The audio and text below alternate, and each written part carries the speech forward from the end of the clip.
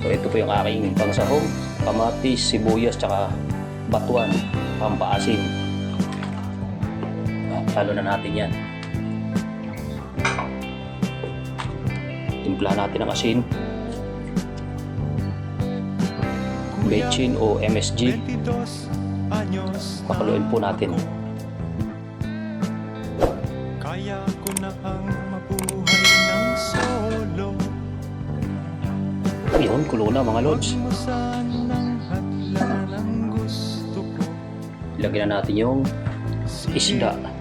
Isdang dorado. Masarap po ito eh.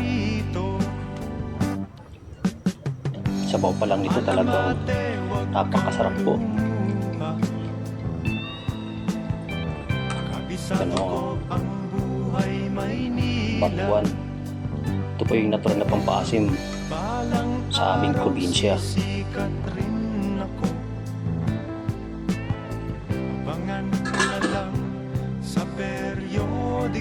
Iyo.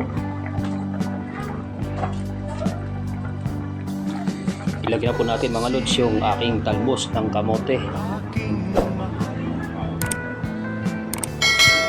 Dasal mo ako sa may kapal.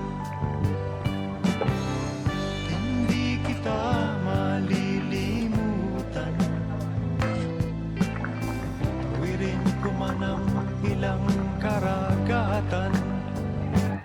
Ako'y babalik sa ibang araw.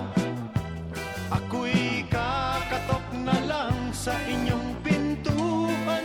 Kung hindi pa po kayo nakapag-subscribe sa aking channel, pakipindutin lamang po yung ating notification bell button para updated po kayo sa aking mga video at sa susunod ko pang gagawin mga video. Salamat po sa panonood.